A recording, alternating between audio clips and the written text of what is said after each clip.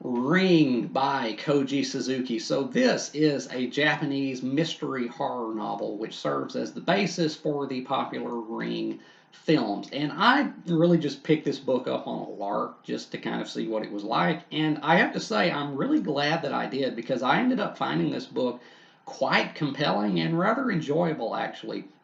And I want to tell you all about it. And spoilers will likely ensue, so be warned. But anyway, what is the story of Ring? What is this book about? So, Asakawa is a journalist whose niece, as well as a group of her friends, all die under mysterious circumstances at the exact same time. And he subsequently decides to investigate their deaths and eventually comes to find that they all viewed a mysterious videotape which bears with it a curse which will kill the viewer 1 week after viewing the tape unless they perform some kind of act which will um, avoid the curse and dodge them being killed by it.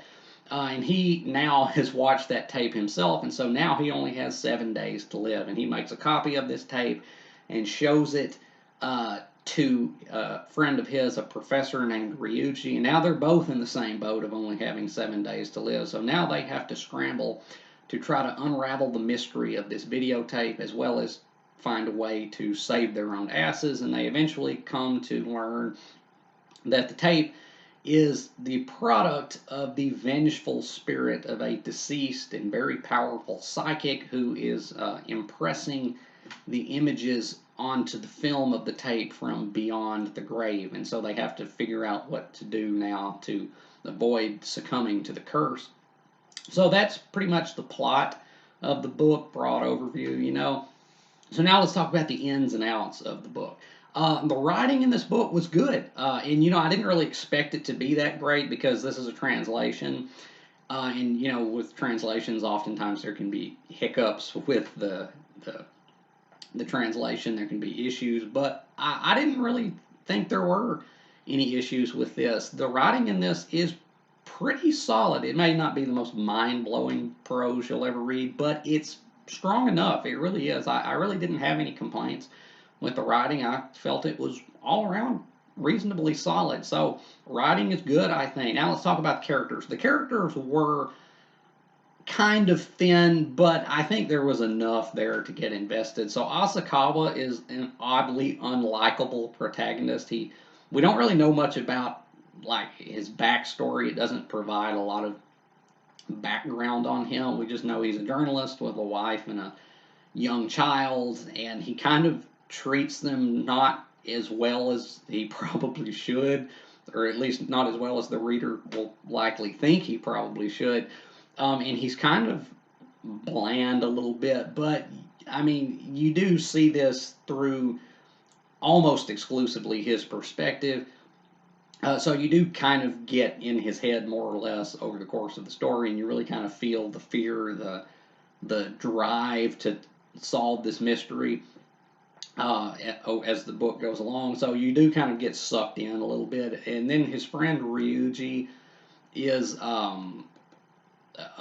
basically the secondary character, and he's a pretty good character. Definitely interesting, and maybe not in the best way. I'll touch on that.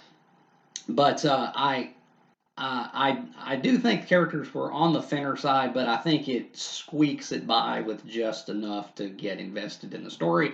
So overall, the characters were okay. Now let's talk about the actual story itself. So if you've seen the Ring films, either the original Japanese or the American remake, uh, you might think this is a straight up horror novel, and it is a horror novel, but really the horror aspect is secondary. At its heart, this is a mystery novel, and a pretty damn good mystery novel at that. I really had to commend this book, reading it, on how well done its central mystery is. So, other than the threat of imminent impending death, there really isn't anything particularly scary about this book. even though it does kind of have an atmosphere of dread as it would, and kind of the unknown to it, which gives it kind of a horror vibe. I mean, it is a horror novel, but predominantly it's a mystery novel, and it's pretty well done, as I said, because the mystery in this feels like a like a legit mystery. There's no like red herrings. There's no like Deus Ex Machina really. It develops very nicely. It unfolds well, and you really do get sucked into this. I found this to be a remarkably engaging book, a remarkably engrossing book. It really did kind of suck me in, kept me really turning the pages.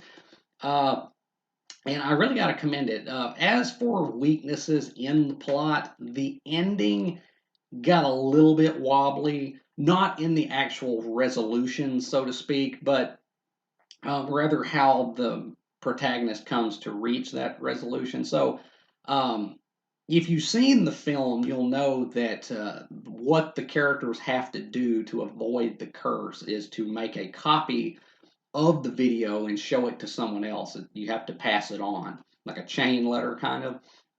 And Asakawa does that at the very beginning of the book, pretty much.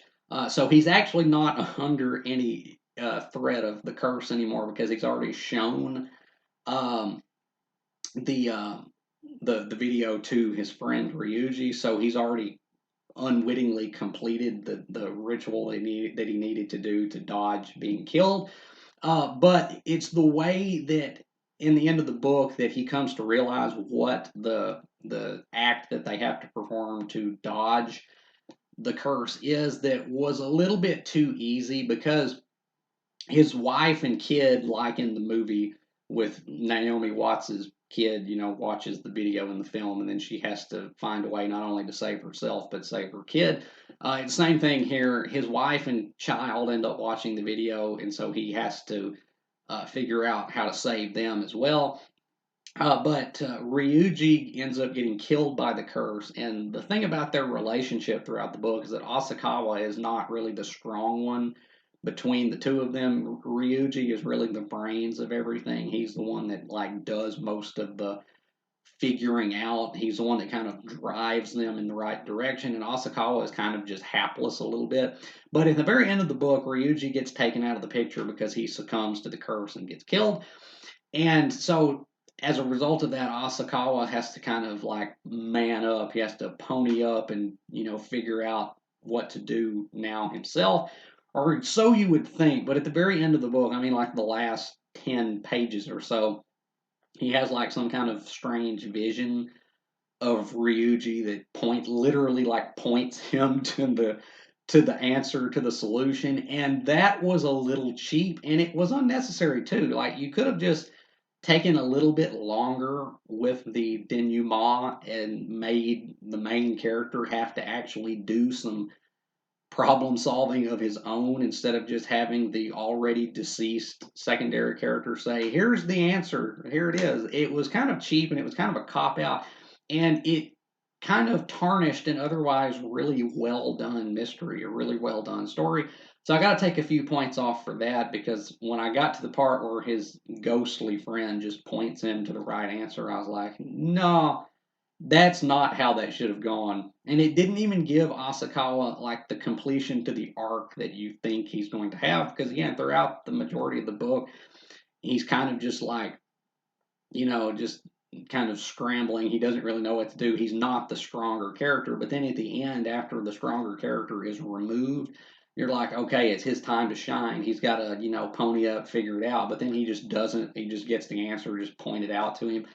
Didn't like that. That kind of took it down a little bit. But uh, some other complaints about this book, and the main complaint that I've seen other reviews of this book really call it out for, has to do with the way that it treats some rather delicate subject matter.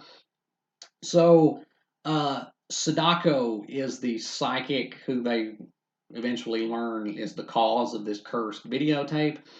And she was apparently like a hermaphrodite who made a male character rape her because she didn't want to die a virgin or something like that. Again, it gets kind of icky at parts. And then, of course, the character of Ryuji himself, like when we're introduced to the character of Ryuji, he tells um, Asakawa that he literally just tells him that he just raped like a woman.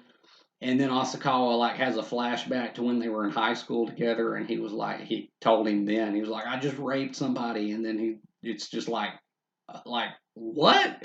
Who? Like, first of all, if someone tells you they just raped someone, I think you would be morally obligated to, I mean, if you're any kind of decent person, to, say that guy just raped somebody. But the way that it handles like rape and sexual violence, I've seen a lot of reviews like on Goodreads, kind of, as well as like here on YouTube, I think, take issue with that, where it uses rape as kind of not even a plot device. It's just like a character trait that's kind of just like, oh, that Ryuji, he just rapes women. That's just what he does. And it's kind of odd and it's kind of inexplicable. But then you get to the end of the book, and then all of that's called into question anyway, because we learn that maybe Ryuji himself died a virgin. Maybe he didn't have any kind of sexual relationships, and that maybe his, extravagant rape tales were just like cock and bull stories. So who the hell knows? But I found that odd. Like, I was like, where Asakawa is just like, okay, that this dude's just like, hey, I just raped my third woman. And it's like, I don't think I would be friends with a person like that. But anyway, so, take that into account, if you will, that there's kind of some odd notes in this book regarding certain delicate subject matter. But now, comparing this book to the movie, I've never seen the original Japanese movie. I've only seen the 2002, I think, Gore Verbinski film. And I have to say, I really do like The Ring. It's a pretty good movie. It's the rare example of a horror movie which got the PG-13 rating, but it's still pretty good because, with horror movies, the PG-13 rating kind of can often just kill it because you have much stricter limits that you can't go past in terms of gore or, disturbing imagery. But The Ring is a rare example of a film that got the PG-13 rating, but actually still managed to be pretty good. Now, it's not really the most frightening thing I've ever seen. I remember growing up, I grew up in a pretty religious household, so I wasn't really allowed to watch a lot of horror movies. But I remember my friends growing up, they were like, dude, The Ring is like the most terrifying thing ever. That will just scare you shitless. And then when I finally did watch it, I was like, that's the movie that scared y'all. I mean, it's really atmospheric. It has a very tense atmosphere to it. It's really well done in that regard. But honestly, it's not all that scary. And it kind of gets less and less scary as the story goes on, because when you first see the video and you don't know what any of that imagery means, it's just kind of surreal and weird. It kind of has a much more visceral impact when you don't know what it's about, when you're like, what even is going on here? But then when it unravels the mystery, it's kind of like it gets a little less scary, I thought, as it went.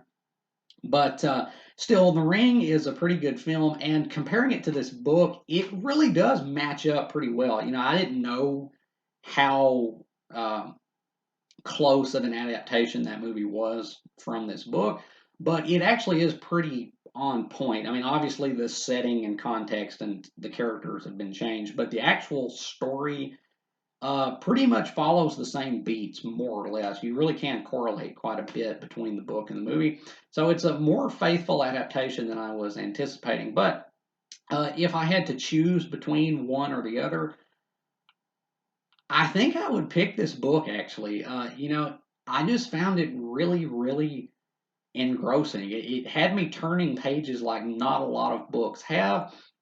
And also, this book was surprisingly thoughtful as well.